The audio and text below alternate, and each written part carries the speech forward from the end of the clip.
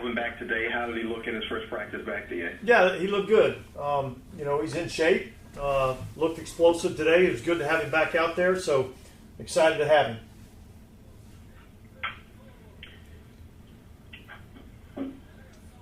And was Derek able to participate in any? Derek did not participate today. He was out there. He's feeling better today. We'll evaluate him to see where he's at tomorrow, and hopefully we'll be able to get him back out there. Dennis, do you guys know what the grade is on his AC sprain? Yeah, he's got a right shoulder AC sprain. That's really all I got for you. Does that mean he could potentially still play this week? You think get him back out there soon? Look, nothing has changed. We said we're going to evaluate him throughout the week and see where he's at. He didn't practice today. We'll see where we're at tomorrow with him, but I'm not ruling anything out. Hey, Dennis, if he's not able to go, what's been the hardest part about just the kind of consistent shuffle you guys have had to do at quarterback these last couple of years, always having to kind of replace somebody in the starting lineup? Yeah, well, look, I mean, that's not the situation that anybody wants to be in our league, without your starting quarterback. So, it complicates things a little bit, but yet, look, we feel confident in Jameis being able to go in there and help lead us to victory. And so if he's called upon to do so, we'll go out and play well. He'll do a great job for us, and we're excited about it. This is, obviously something you guys have had to do every year since 19. So when you went through that first thing with has it been just an organizational principle to always have kind of a veteran starter who you can count on behind? Well, yeah, look, I mean, obviously that position is the most important position on the field. And so, you want to feel like that the guy that comes in for your starter can help and run the team and give you an opportunity to win. And that's what we're really looking for. And look, no different than any other position in that when you're missing somebody in one area, there's other guys that have to be able to step up and perform and take up some of that slack. And so, if Derek's not able to go and Jameis, takes the reins, there's going to be a lot of other people that are going to be involved in making sure that we're successful. So receivers are going to have to step up. Offensive line's going to have to step up. Runners and tight ends. Defense is going to have to step up. So, it's a total team effort. Dennis, what's been kind of the main issue with not being able to get the run game going so far through 3 weeks? Well, look, I think we've got to do a better job of, creating space in the defense, setting a new line of scrimmage up front.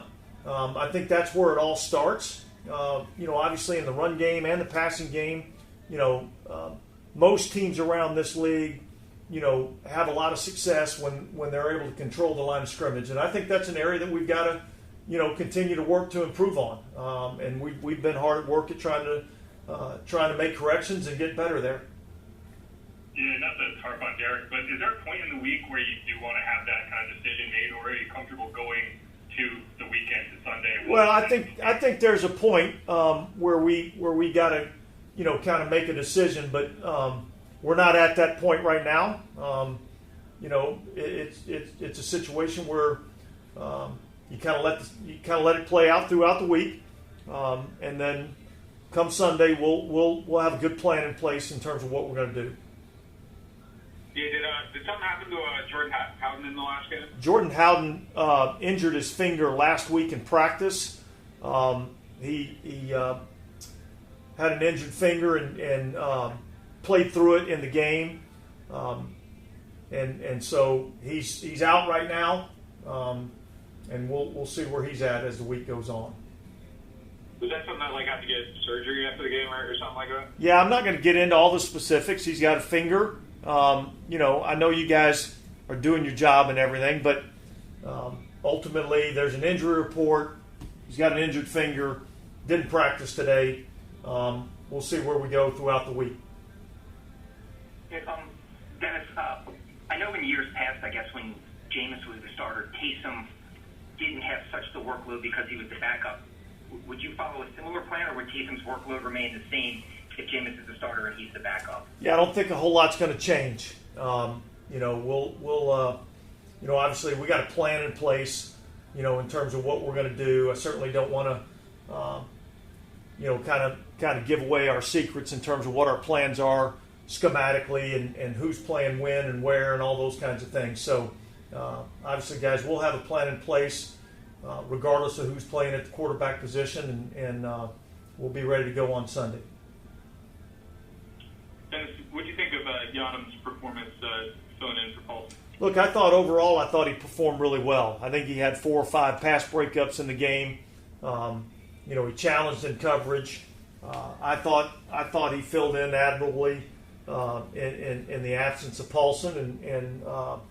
Look, we watched him all throughout camp and felt confident in his ability to go in and play. And so it was good to see him step up and make some plays in that game. And is there any extra challenge when you're asking Alante to play in the slot when y'all are in sub, but then move outside when y'all are in base? Obviously, it calls for a little bit, extra learning in terms of what you have to do. But those guys have to prepare that way every week. I mean, that's always been, kind of the plan in that, Alante plays inside, but he also plays outside corner. And that's the way this league operates. And so, I think he's comfortable in that role. Dennis, what went into the decision to release Traquan Smith when you could have kept him on IR? Well, we actually couldn't have kept him on IR because he was actually healthy, so we had to make a decision, at that point in time, and I think we just made the decision that we would go ahead and release him and give him an opportunity to go potentially sign with somebody else. Hey, Dennis, I know you already said that Jameis would be Carr's backup, but was there any thought to possibly moving to Taysom just with his mobility and the offensive line struggling? No, that wasn't a consideration. To follow up on Traquan, does that also speak to the comfortability you have with some of the receivers in the building? Yeah, look, we feel good about the guys that we have. Obviously, our top 3 have played, really well for us. We feel good about Kirkwood. I feel like that's a good room. We've got a couple of good young receivers that we like. And so, we felt like that was the move to make in the best interest of our football team.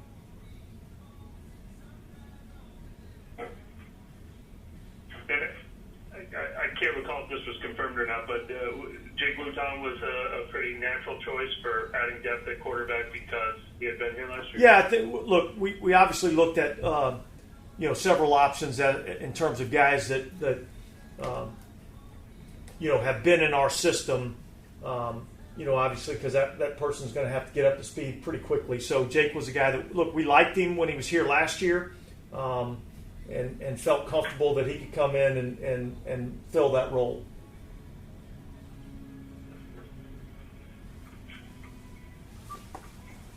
Okay, guys, thanks.